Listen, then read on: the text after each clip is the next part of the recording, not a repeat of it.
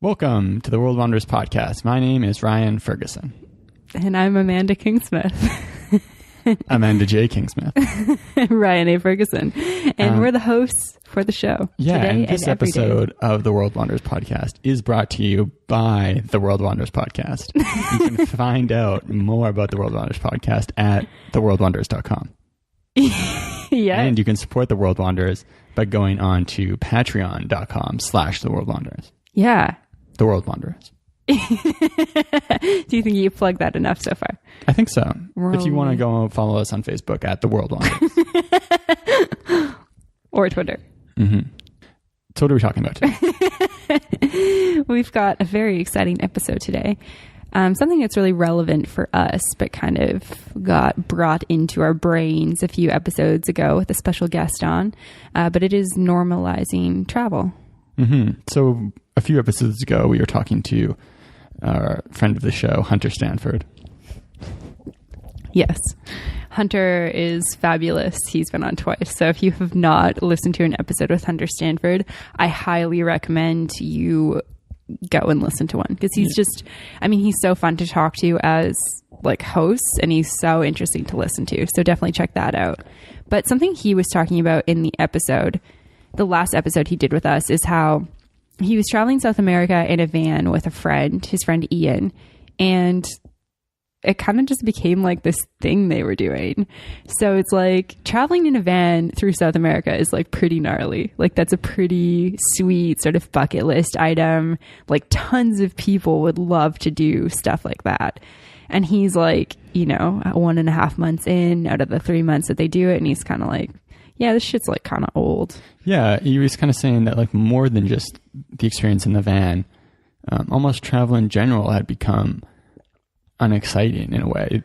He was just feeling tired of having the same old conversations in hostels and feeling tired of going new places and doing things. He just kind of felt like going home a little bit.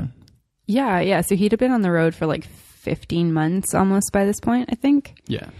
Which is quite a long time. I mean, it's over a year traveling, and he traveled Mexico, Central America, and then South America. So entirely Latin American countries, mostly kind of second, third world developing countries. And yeah, he said he was kind of like ready to be back in the US. He was kind of like over the whole travel thing. It's like, oh yeah, cool. You're on the gringo trail. Like, sweet. Yeah, me too. Like, I don't really care to talk to you anymore. And it's interesting to hear that perspective. It was kind of surprising to hear it, but also I think that I can definitely relate to it. After, I've never hit the point while we've been traveling that like, I want to go home. But yeah, every time it's been, I want to stay here longer and keep doing this. But you can definitely relate to the feeling of it becoming kind of less exciting and less adventurous. Even though it still remains those things compared to your life before, it just seems kind of normal. Yeah, it's kind of interesting because we did an episode called Death by Routine, where we really encourage, we're a travel podcast. We're like travel enthusiasts. We like want everyone to travel, and we think that it's like a highly positive, beneficial thing for everyone to do. But in saying that, it's like, we identify that you can get really sucked into routine at home, and travel is really great to bring you out of that. But something that Hunter brought up is how, when you're traveling extensively for a long period of time, kind of doing the same thing every day, you kind of get sucked into the same sort of routine, except you're just away. So that was kind of an interesting thing that he brought up, and something that we have been thinking about as well. And that concept definitely resonates with me when I think about sort of our time in Europe. Like, we backpacked for 3 months in Europe. And by the end of that 3 months, we'd arrive in a town and we'd kind of like look at the list of things that there were to do, and it'd be like, oh, another cathedral. We want to go check this one out? No. It's probably like another fabulous cathedral, but, every single town in Europe, maybe not every single town, but the majority of, cities or towns in Europe have like a famous church that you can go to. And it kind of just becomes like, oh, another church. It's something too that Rory Madigan and I actually talked about, and he's like, oh yeah, churches in Europe, just like, sweet, another church. So I can definitely resonate with that feeling in terms of, feeling that in Europe. Or even, for example, like temples in Asia, sort of the same thing. Like, another golden Buddha. So first thing it comes, I think, is this shift from travel being something that's really exciting to something that you're kind of used to. I know we've talked about before how when we've started trips, it seems like the time is almost longer at the first, like 2.5, maybe 3 weeks of your trip, where you're like, wow, I'm out here, I'm traveling. You still have this like landmark of what your life was like before. And you can really keep it in perspective. Like, this is amazing. This is awesome. I'm traveling. And then it kind of like after 3 weeks, it kind of just like 3 months has gone by and you get this like depth of experience, but it seems like you can kind of look back at your trip and be like, whoa, that really started going by quickly.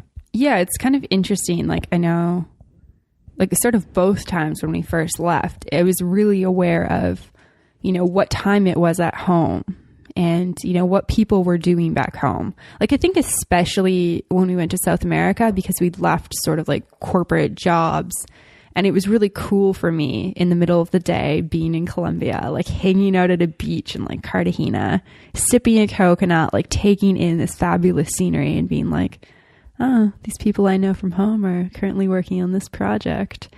Because like I left it and I was so in it when I left it that I like really had a clear image in my mind as to how great my life was compared to like in the present moment to compare to what it was like, a week before, 2 weeks before, 3 weeks before. And then, yeah, you're totally right. I don't know if it's necessarily like a 3-week mark specifically, but I think at some point you kind of lose touch with what your friends and family are doing back home and what you would be doing if you weren't where you were. Mm-hmm. Yeah, it's like kind of this idea about how you're kind of evaluating your life in context to your other experiences that are at the top of your mind. So as your work experience drifts farther away and your travel experience takes up more of the top of your mind, you can almost find yourself being slightly less satisfied because you're comparing to not working 9 to 5, you're comparing to hiking Machu Picchu and you're like, oh, this Coca Canyon is bullshit. This isn't nearly as cool as Machu Picchu. Didn't we do the Coca Canyon before Machu Picchu? No, it was afterwards. Oh, right. Okay. Yeah. Maybe that's why we didn't like it very much.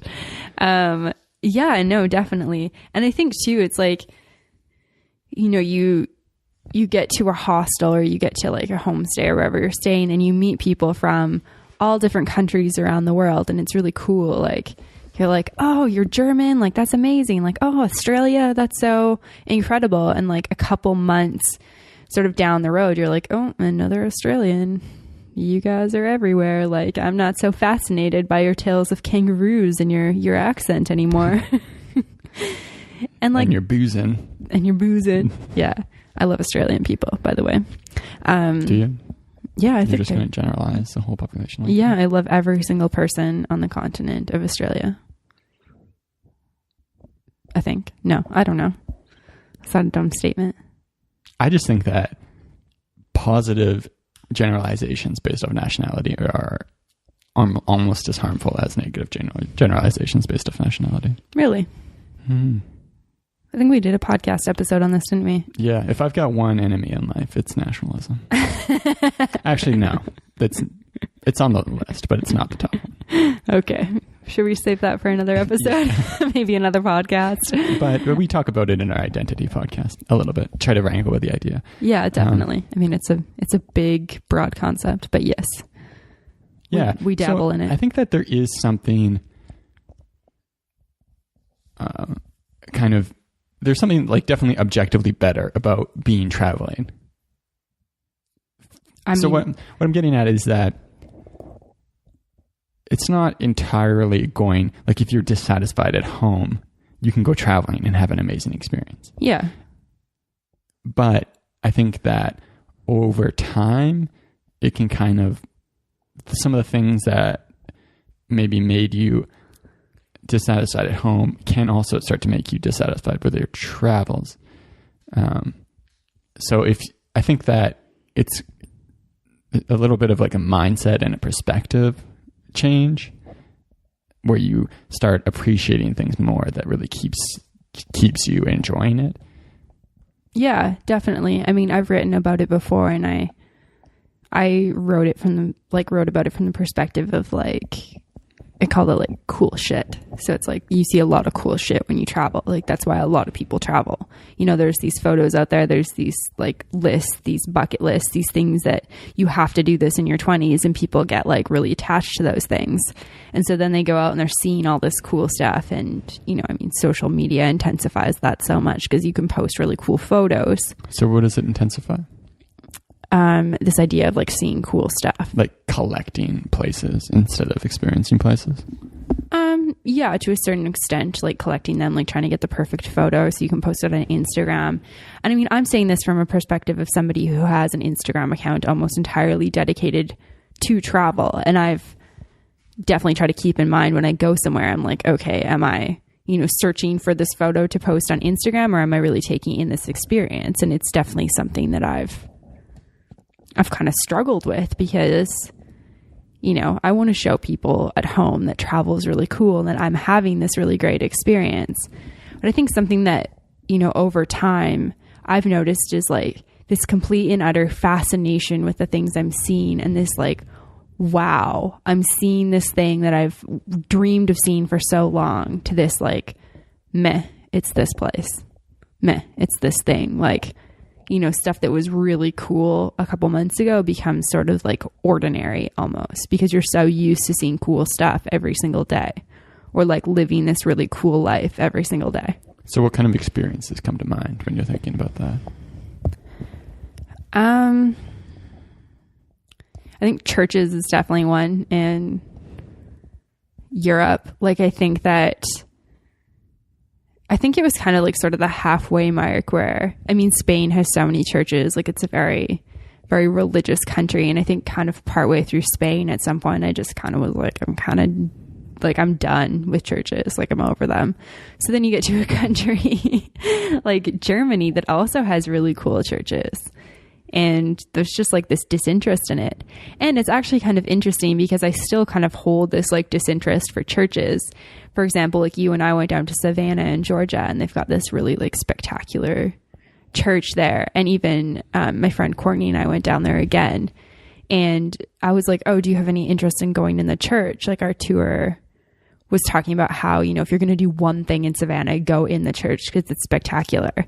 And she lived in Europe for a year, and she traveled Europe throughout that time. And she was like, nah, I'm like kind of good. Like, I feel like I've seen enough like great churches in my life. And I was like, yeah, no, I definitely feel you on that one. Like, I've seen so many churches being in Europe. So I feel like it almost like kind of taints you in a way, you know, like we just didn't go in that church because we're like, it's like not Westminster Abbey. Like, it's not Notre Dame. Like, it's probably not that fabulous considering we've seen some like really cool churches in our lifetime, and we've seen so many now that we're like, they all kind of like blend together as one thing in your mind. Yeah, it's like you've lost the sense of novelty. So to really be able to appreciate something, you kind of need to have like a more thorough understanding of what you're looking at. Mm-hmm. Like, if you're just like, this is just another cathedral, and you're like, oh, I don't know anything about it. But if you know, like if you're like an architecture buff and you know the history, and you can be like, oh, this is different than those ones because of these things, then maybe you can enjoy it more. Yeah, definitely. That's a really good point. Like, I mean, I think it kind of just happens. Like, it's kind of the same thing about, you know, we talked about in our Banff Canmore episode, like living in the Canadian Rocky Mountains is such like it's an amazing experience. And it's this place of like wonderment and awe for so many people. Like, tourists travel across the world to see these spectacular mountains. And not to say that like we didn't appreciate seeing them every day, but it kind of gets to a point where you're like, yeah, there's the mountain. Like, you know, Cascade Mountain is like this iconic, massive mountain that kind of symbolizes Banff and Banff National Park. And, you know, it's kind of used as a symbol. Yeah, definitely. And I mean, it's extremely, extremely photographed, but it's like when you see it every day, it kind of just blends into the background of your day. And it really took like being present for me to be like, okay, this is like the best commute in the world. Like I get to drive facing this mountain, and these mountains are so big and they're so incredible. But it really took like being present with my drive too, like near the end of our year there, for me to come back into this place where I was like, these mountains are actually freaking sweet. And that was something interesting about moving to a tourist destination. Because I remember traveling around the world and going all these places and thinking, wow, like how cool my life would be to live in one of these towns. Yeah, like Switzerland especially. I remember we said it so many times, like, oh, how cool would it be to like spend a summer living in Switzerland? But when you live somewhere and you see it every single day, it kind of becomes just normal to you. Yeah, definitely. It's kind of the same thing as like, so traveling it's so incredible when you quit a job and it's almost like you're a prisoner free from jail and you're, oh my gosh. I think it depends on the job, but yeah, you do have a sense of freedom from maybe like stress or responsibility. And it's like you wake up traveling and you're in this new cool destination. And it's kind of like the world is your oyster. Like, what do I want to do today? Mm-hmm. Like you can spend a whole day in a coffee shop drinking like bottomless lattes, reading a book. Like your days are so in control to you. And I feel like that is such an incredible thing when you start traveling. And I feel like for me, at least, you know, over time, I start like taking advantage of that. Like it's like, oh, you know, slept till like 9:30, whatever. Like, oh, you know, just get up, go for coffee. Same old. What should I see in this town today? Like, not that I'm not enjoying it. I'm saying it in a way that sounds so mundane. And I think that it's important for listeners to understand that, like, I absolutely love traveling and I think I could just keep traveling constantly. But it does get to a point where it becomes like, I forget that people at home are working. I forget what it felt like to be working. And I've lost touch with this feeling of, this is really incredible that the whole day is mine to choose what I do with it. So what do you think the... I guess I was going to say remedy. What do you think, like, how, when you start to feel that way traveling, what do you think are the ways that you deal with it? I mean, I think there's, like, different sorts of options. Like, I think that journaling is an extremely powerful exercise that people should do every day.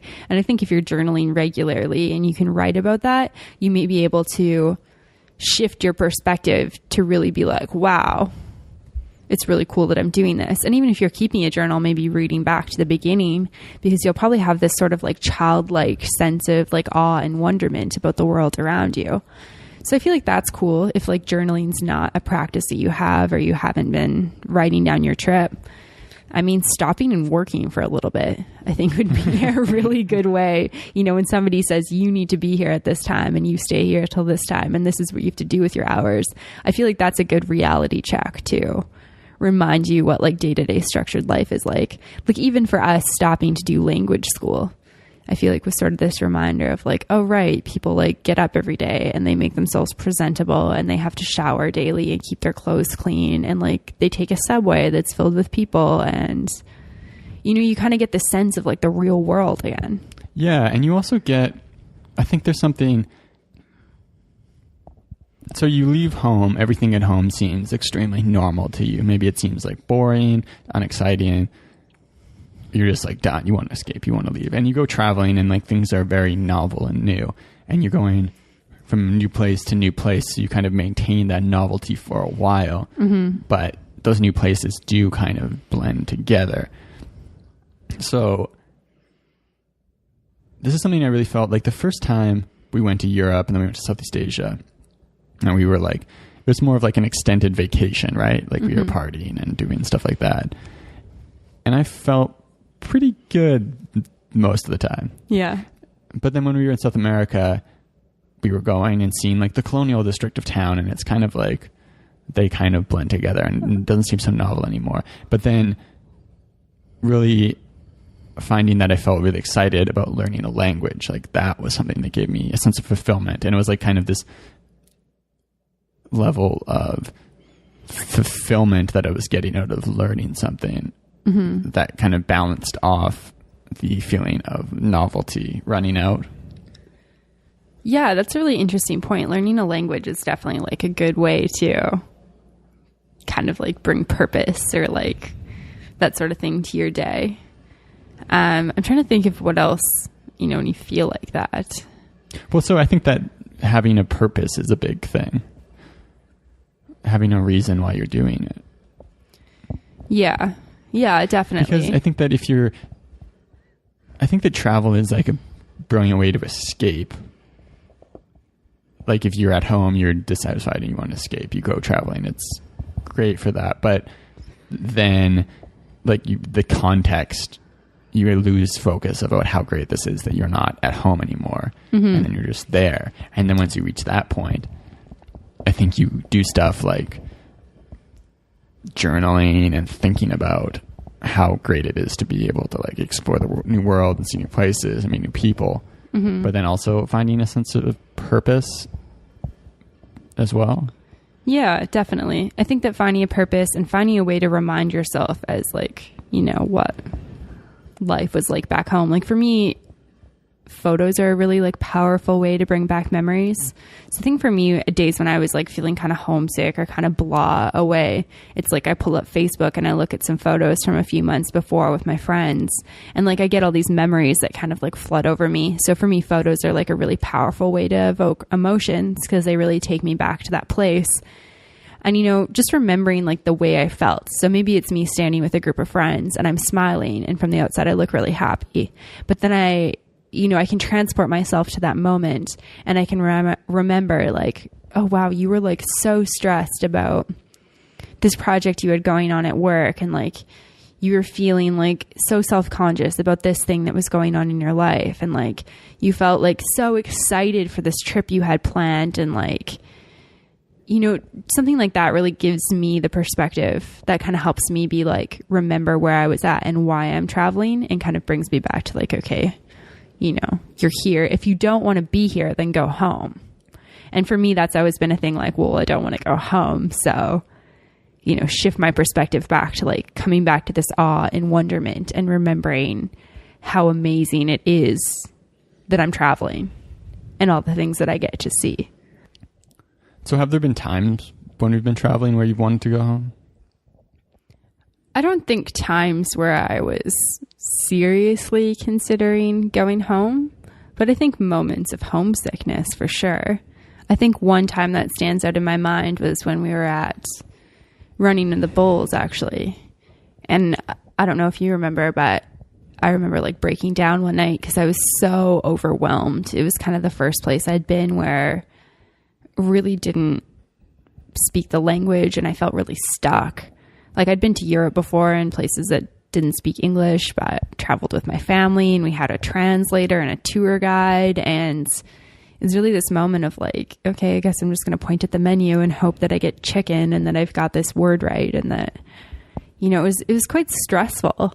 And on top of that, it was Stampede at Home, which is a festival thing that happens in Calgary once a year. And I had friends from out of town coming, and I just felt like, you know, I kind of wanted to be home, and I was torn between this place of like feeling guilty for feeling that, and then feeling confused by these like torn feelings. So it was never to a point where I never looked at flights. I never considered actually going home, but I definitely did feel like, I guess, a feeling of homesickness. Like I would have liked to be home in that moment. I mean, when I was sick in Ecuador, like I was really sick. I had, you know, you were there. I had a really, really sprained ankle and I was sick from both ends. My body was on complete evacuation mode. So I'm sitting on the toilet. I can barely walk and I'm throwing up into a bucket filled with people's used toilet paper. So like the smell is atrocious. I feel sick. I just wanted to be on like my parents' bathroom floor that's clean where I could sleep there. And I have these like nice memories as a child when my mom would bring me like ice chips and ginger ale with the bubbles stirred out. And that's what I crave when I'm sick. And being sick so far from home was hard for me. And I think that's a memory that I have of being like, okay, you know, I might prefer to be sick at home right now than sick in this really disgusting washroom. And I just wanted to like lie on the bathroom floor so that I didn't have to keep running back and forth, or in my case, hopping on one foot, which was even worse because it like jarred my stomach a bunch. But yeah, I think other than that, it's, you know, even in that case, I never actually looked at flights to get home. I just was like, I'd rather not be sick in this hostel right now. Yeah, you're like feeling like pain and kind of sadness, and you're like, oh, I just want like to be in comfort. Yeah, like I wanted somebody to take care of me, and I wanted a clean bathroom to lie on. You know, like if I'm sick at the bathroom at home, at least I know when it's been cleaned last and who stood there. And this bathroom was like a particularly gross hostel washroom. It was like a really old house that we were staying in that had been converted to a hostel. So just some discomfort there. I think in saying that, those are some of the biggest moments of growth for me in travel. Like, you know, if you can get through that and realize that you're okay and that you're going to be okay and you don't need the comforts of home, and that, you know, it's this moment of like, I'm strong enough to get through this. Like I will be fine. That I think really kind of builds you up as a person. Mm-hmm. But yeah, what about you? Have you had moments like that? You're kind of like, this is enough. Like, I want to go home. I really think that during our trip in South America, after, I don't know, maybe like a month and a half ish, we'd kind of just been like, you know, traveling, and it'd been like a kind of an extended vacation. Mm-hmm. I think at that point I felt like I could definitely notice that I was like missing something. Mm-hmm. Like you kind of didn't want the trip the second time to be the same way we traveled the first time. Yeah, I was feeling like dissatisfied for not learning Spanish, and I really felt like I was missing some sense of purpose. Yeah. And at that time, yeah, it's this feeling of like, okay, life at home was really stressing me out. I was kind of depressed. I really wasn't enjoying it. And now we've got out here, and it's like, whew, freedom. Like, this is nice. But then after a while, that kind of becomes like, I don't know, you're trying to like be in the moment, but you kind of feel this like, okay, I've got a savings account and spending that money in that savings account. And then what's going to happen? Like going to go home and do it all over again? Yeah. And like, yeah, I guess it was like feeling like, okay, I got to find something more. And thinking about wanting to not just have this like really extended break from life, but like wanting something else from life. Mm-hmm. Yeah, definitely. That definitely resonates with me. I've definitely experienced that as well. Something else that I think is really interesting in terms of like sort of normalizing, and I have like multiple friends who have not traveled long term, and they seem to feel like very impressed that I've been able to live out of a backpack for extended periods of time. And like, to me, it's just not that impressive of a thing, because living out of a backpack is kind of uncomfortable, or at least for me, it's been uncomfortable. Like the first few times, like I'll kind of think about clothing that I have at home, and I'm like, oh, I wish I could wear that right now. Or, oh, I wish I had like that toiletry, or like that book, or that electronic for the first little bit. And then only having what's in my backpack kind of just becomes, it's another thing that becomes normal. Mm-hmm. So it's like I have a few girlfriends who like, it's kind of almost like they think I'm superhuman that I've been able to do this. And it's not that at all. I have no like skill that somebody else is missing. Like, humans innately adjust to their surroundings. Like, that's what, you know, we've done through history. Like, adaptation is just what we do. And it's the exact same thing. Like, you know, packing a backpack is not easy for me. And then the first few weeks is uncomfortable, but then it's just like, this is all I have. Like, that's the reality of the situation. And it just becomes, you know, normal for me. And then it's interesting because both times I've come home to these like, you know, massive wardrobes and like boxes of shoes. And I'm like, what is this? Like, why do I own all this stuff? But then, we've talked about it before. You kind of become settled and you kind of collect stuff again. And that normalizes as well. It's like, oh, I need this new thing. I need, product X or clothing Y. Like, it's very interesting the way we sort of normalize things throughout our lives. Yeah. It's funny too. I think that with traveling, like once you beforehand, you're like, oh, once I go to these places, like I'll feel like so much, I don't know, maybe like feel cooler, but like having been to these places just becomes normal for you. And you go there and then you come back and then you're like, oh, after a while, like you bring it up at the first, like, oh, and I was here, I was doing this, and I was there, I was doing this.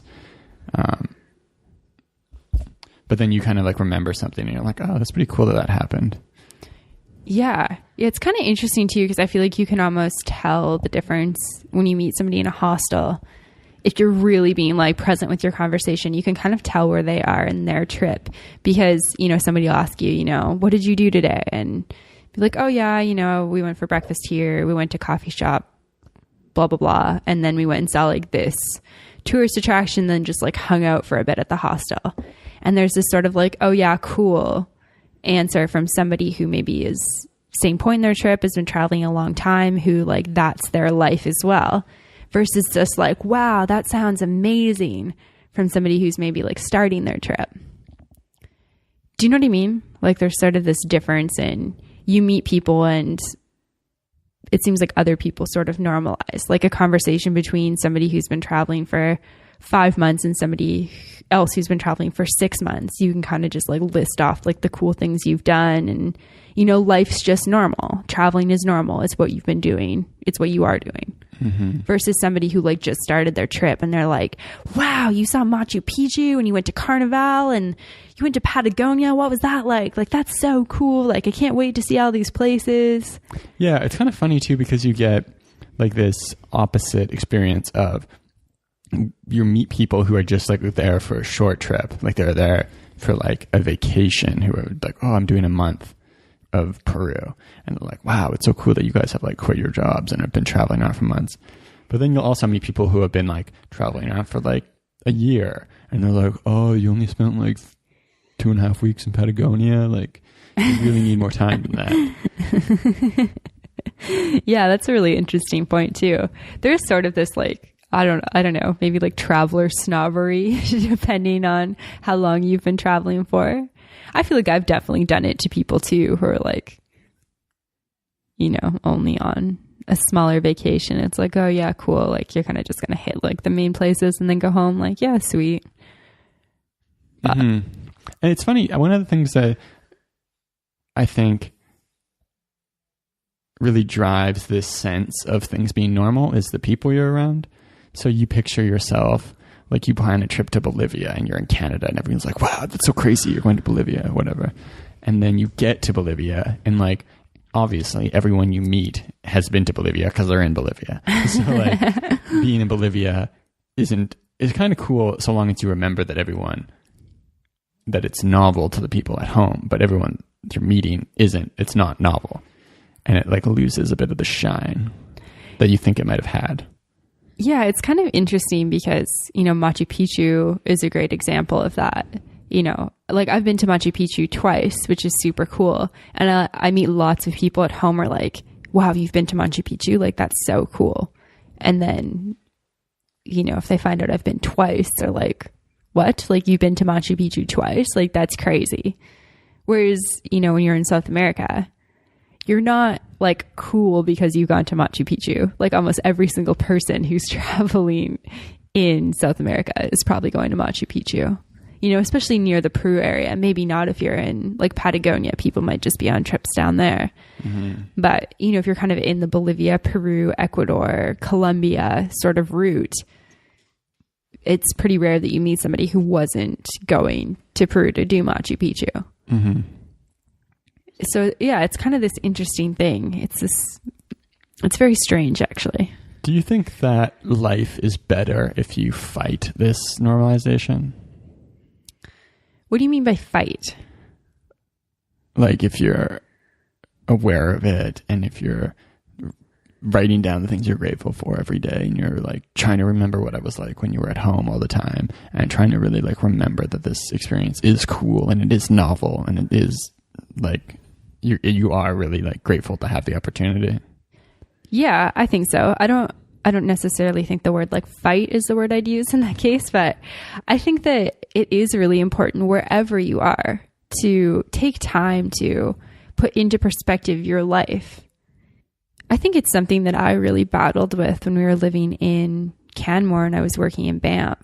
Like sometimes, you know, I was working retail, so a ton of tourists would come in, they'd be shopping and they'd be like, oh, have you done this hike? It's so spectacular. And I'd be like, oh no, I have not done that hike. And they'd be like, what do you mean? Like you live here?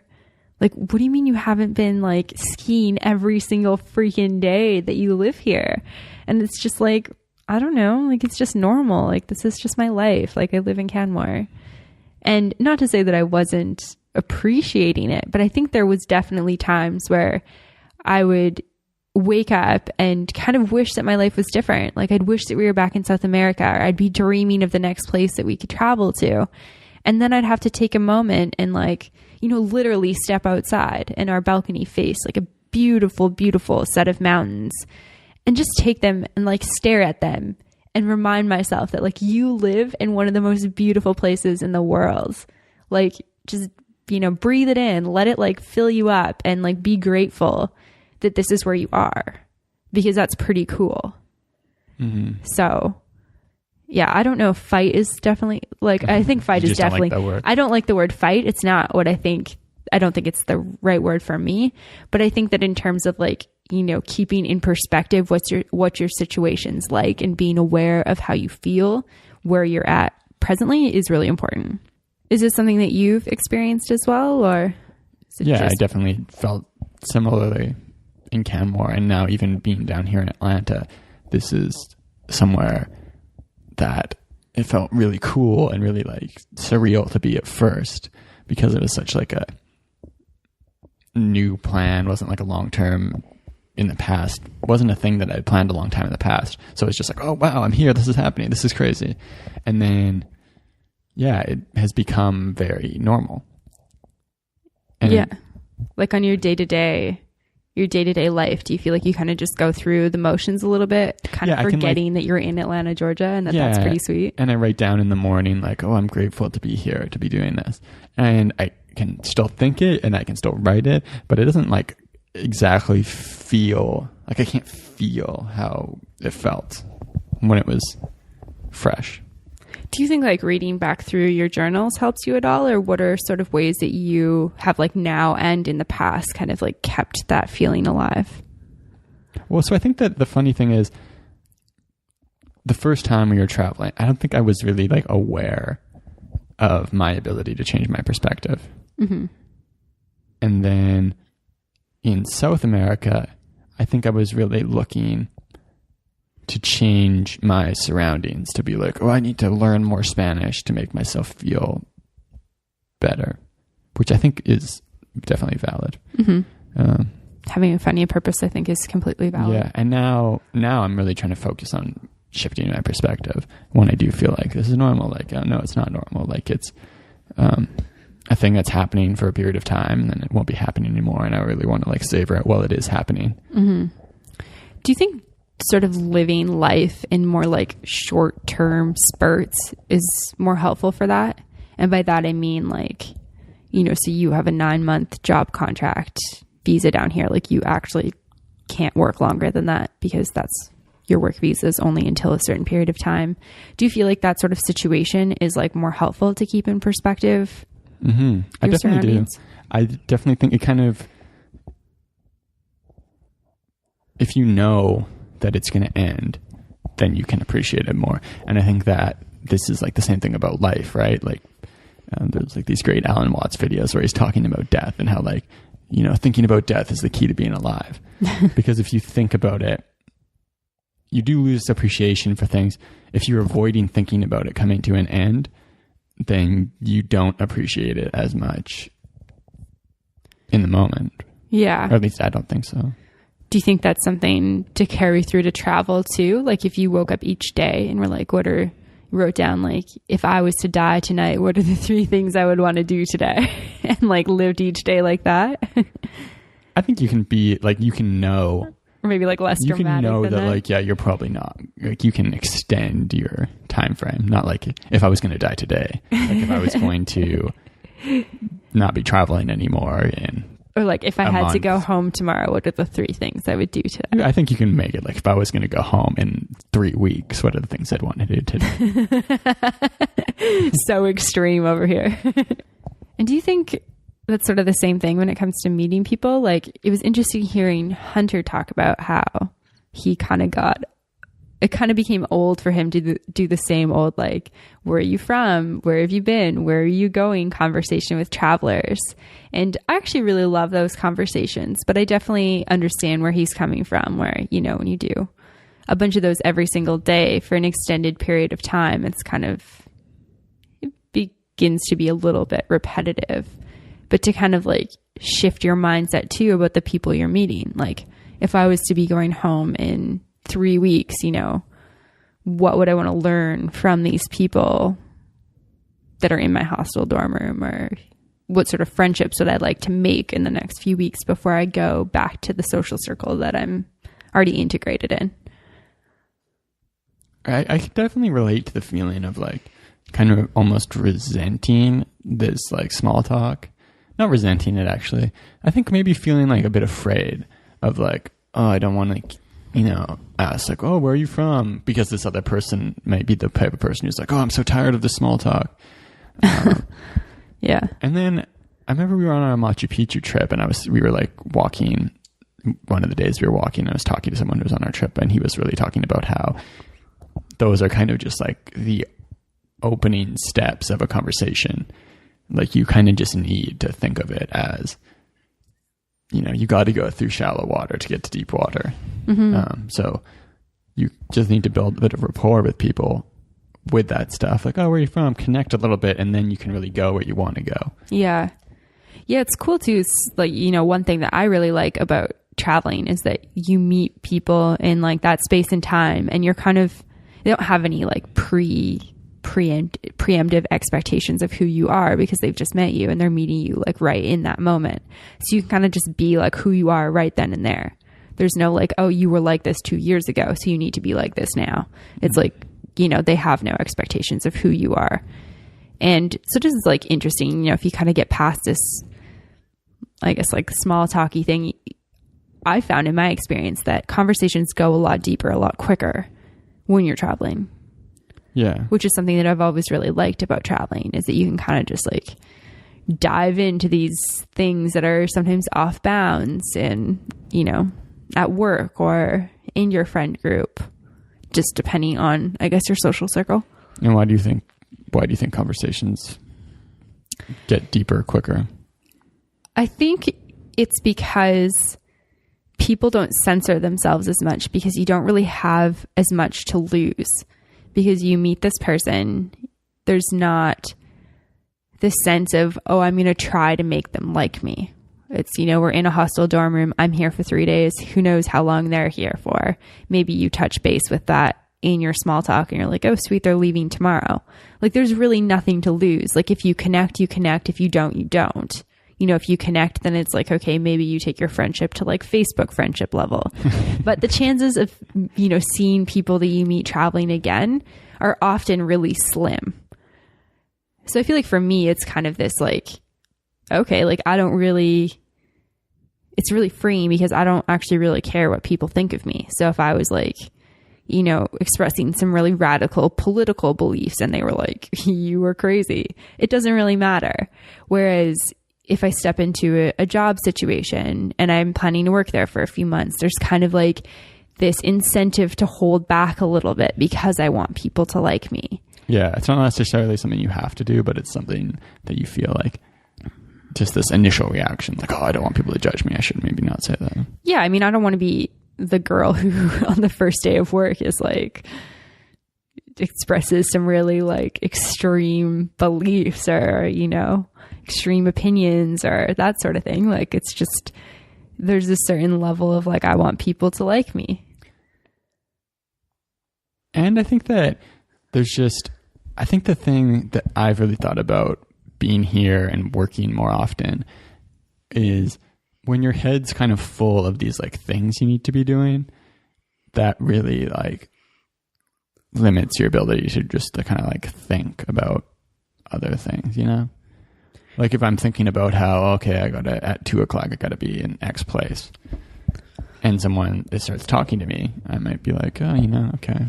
But like do a bit of like talk and then go. I'm like thinking about where I need to go. Versus if I'm just like, at a hostel and I've got like, I'm reading or something and I start talking to someone and they say something interesting, I'm like, okay, I'm more curious because I have that time freedom. Yeah, definitely. I get that. So what do you think if like someone was listening and they're like 5 months into like a 10-month trip and they're feeling kind of like about it? What do you think someone like should do? So I think that, if you've been keeping a journal or a blog, it's a great time to sort of go back through it. If you've been writing down, if you haven't been writing, I mean, go out and get a notebook, start writing your feelings down, start writing down your experiences and what's making you come alive on your trip. Start like capturing those memories. So if you have written that sort of stuff down, go back through, revisit it, like really get a sense for how you were feeling, 5 months ago when you started on this trip. Go back through photos. If you have photos on a camera or a phone or on Facebook, go back through and even look at photos when you were back home. Like for me, photos are huge. They like really take me back to that spot where that photo was taken, like I said before, and I can really feel what I was feeling. And for me, when I miss home, that's a good way I can go back and really connect with how I was feeling and why I wanted to go in the first place. I think then like finding some sort of purpose, like you were saying. So maybe it's learning a language. Maybe it's starting a blog. Maybe it's writing a book. Maybe it's, I don't know, making short documentaries or starting a YouTube channel or working on becoming entrepreneurial or location independent. Whatever it is, find some sort of purpose with your trip. Or maybe you're trying to, create an Instagram only on churches in Europe and you're going to visit every single church and take cool photos. Like, maybe that sounds ridiculous, but it's some sort of purpose that can drive you on your day to day. And I think that having that purpose is really important. And then I think too, like, find places that excite you. So I think sometimes when we travel, you kind of get attached to these things that other people tell you are cool or that maybe a guidebook tells you is cool. And sometimes that can get really like old and you can normalize that as well. Like, it's like, oh, sweet, like another tourist trap, like another temple, another beach, like something that doesn't excite you that much. Find something that excites you and like plan to go there. Do things that make you feel excited every day. Maybe you're staying in a city like Buenos Aires and you're on the search for like the best coffee shop in Buenos Aires. Like find something that makes you feel excited, I think. What do you think? So just to like kind of touch on your last point there, I think that there is sometimes you kind of tend to like just go along with the crowd. So like when you're traveling and you're just like doing the things that everyone's doing because they're the things that people do, that can really become like kind of unfulfilling. It can like actually be really like exhausting and kind of draining. So you can kind of forget like why you're there. Like you're just you go to a new town and you do the kind of top things and then you move on to the next town, you do the top things and you're like, okay, what am I actually doing? It's interesting to think that like if you were to just, you wake up one morning and you really don't feel like doing anything, you could also just do nothing until you start feeling like you'll eventually feel like doing something. Yeah. I think that's something that I can really relate to myself, like traveling the two of us, where you've kind of been more eager to go out and see things. And some days I'm just like, occasionally I get into things where I'm like, oh, I'm just kind of going along with it. Yeah. But I'm not like actually realizing like, oh, I have a choice. I'm choosing to do this. Why am I choosing to do this? Yeah. I'm not aware of it. Versus like maybe by myself and I like, wait around for a while and I'm like, okay, I'm really bored. Like I need to go do something. And Yeah. then you can go do the same thing, but enjoy it so much more because you're really aware that you're choosing to do it. Yeah, definitely. I think, too, to add on to sort of what I was saying before and what you just said, I think that if you've been traveling for a while and you have done all those things and you're still really feeling like not fulfilled traveling, go home is actually what I think. Because like listening to Hunter and how he was talking about how he went back to Mexico at the end of his trip and he was kind of just like meh about it. He's like, I kind of just should have gone back to the US. I feel like we have this like intuition in us that tells us what we should and shouldn't be doing. And sometimes we listen to it, sometimes we don't. I think it's really important to like if your mind is telling you and your like gut instinct is I should go home because I'm not appreciating this anymore, go home. It doesn't mean that you can't go again.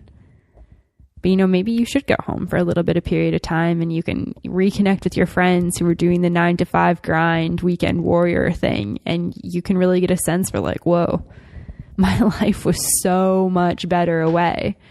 Or maybe you want to go back to work. I think it's, there's no right or wrong answer. Like we can only give sort of our experience and what we think. But I think it's really important to really listen to like what you think is right for you. Yeah. And I mean, like 15 months is a really long time. Yeah, that's a crazy long time away from home. Like that's basically the time that we were living in Canmore and Banff. And I mean, I was ready for a change by the end of that. So, and we were living like in this spectacular place that, we did a podcast episode on it and we talk about how cool it is there and that sort of thing.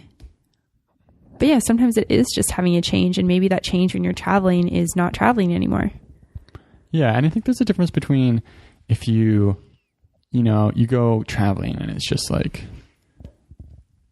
seeing new places and like that would get like you can go kind of look inside and try to change your perspective and really appreciate it as much as you can. But like naturally you're going to reach a point where you just want to go back to do other things. Mm-hmm. I don't think there's anything wrong with that. No, like of course there's not. I think that one of the great things about traveling is that it kind of gives you this ability to appreciate home. Like you can get to a place where you're like, wow, because you don't really choose to be where you grew up, right? Like you grew up somewhere because you were born, like you were raised there. You don't really choose that. Mm-hmm. And so I'm like, I guess I made a choice to go to university somewhere, mm-hmm. and then. Well, that was kind of, within a very limited range. My mind wasn't open to like really all the possibilities that there were. Yeah. So going away and then coming back and it's like, oh, you really chose to be there. Then you can kind of, I think you can enjoy it more. Yeah, definitely. I think something that's cool about travel too is that, or at least for me, like, I mean, we both grew up in small towns and then moved to the city, and I feel like that's kind of all I knew. And then I went traveling and I was like, wow, people are doing so many different things with their lives. Like I don't have to. They don't just work in oil and gas. Yeah. Like I don't have to get this like just standard office job and work that till I'm retired and, buy a house and get married and have children. Like I don't have to do that if I don't want to. I could choose to do that, but I don't have to. There's all these other options. And I think traveling was kind of the first time that I really connected with like, whoa, like some people don't go to university. Like some people just like do other things. Like that's so cool. It was the first time that I was really like, wow, there's like all these other options out there for me than what I just thought life was. And so that's, I think, one of my biggest things about encouraging people to travel, because you see so many different perspectives and you see the world so differently. But there's nothing wrong with wanting to come home and maybe pursue life in a different way from, a place that you really like where your family is. There's nothing wrong with that if that's what you want. I think it's just important to get in touch with like what you're actually feeling. If you're on the road feeling frustrated constantly and you're kind of hating on the culture, like what's actually going on. If you're like feeling frustrated by the people you're meeting in dorm rooms and you feel like they're all like boring and uninteresting, have you normalized then like, becoming aware of those things, I think, is a really important thing to do at that point. Mm-hmm. And how you have this like ability to control it. Like you're meeting such a diverse group of people, and yeah, the conversation may be similar, and it may not, you don't build like these long-term bonds, but you're meeting people from all over the world with like such drastically different experiences that you can really make that really interesting for yourself if you choose to. Yeah, definitely. Do you have anything else you want to touch base or mention in this episode of the podcast? I think one thing that has changed in my mind about travel is really being aware of needing to like learn something or progress in some way to find a sense of purpose. Mm-hmm. I think that going somewhere and learning a language really gave me a more fulfilling time than just like going to places and seeing things, because you're like, it does feel like a little bit meaningless in a way. Yeah, sometimes. I think like over time a little bit more so. Like taking off after like being in a really like full-on career or a job can be really nice to kind of just take that time to decompress and just like enjoy your surroundings and hang out a little bit and kind of ease yourself into like finding a purpose with your trip. But I think there's no real like right or wrong way to travel, and I think it's just figuring out what is best for you, because I think that travel is extremely therapeutic and extremely healing for the mind and the body, and I think that sounds so like yoga-esque. But I actually really do believe that, and I think that travel has helped me in so many ways, in terms of my physical and my mental health. And I think that really taking advantage of that and traveling in a way where you can get the most like benefits for you is great. Mm-hmm. Yeah, I think that like that point, yeah, you're not there to join a part of this new culture of doing what everyone else is doing. Like, remember that you're there to do what you want to do. Yeah. So like, don't do things you don't want to do. Yeah, definitely.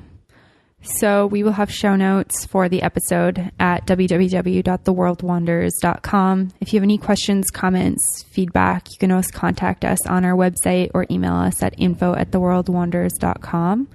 If you want to join the community of the World Wanders, give us a like on Facebook, check us out on Twitter. We always love to hear from people who are listening, so feel free to reach out, start the conversation with us, or start a conversation with us. And check out our website and join our newsletter, because we've got a super cool ebook coming out pretty quick here.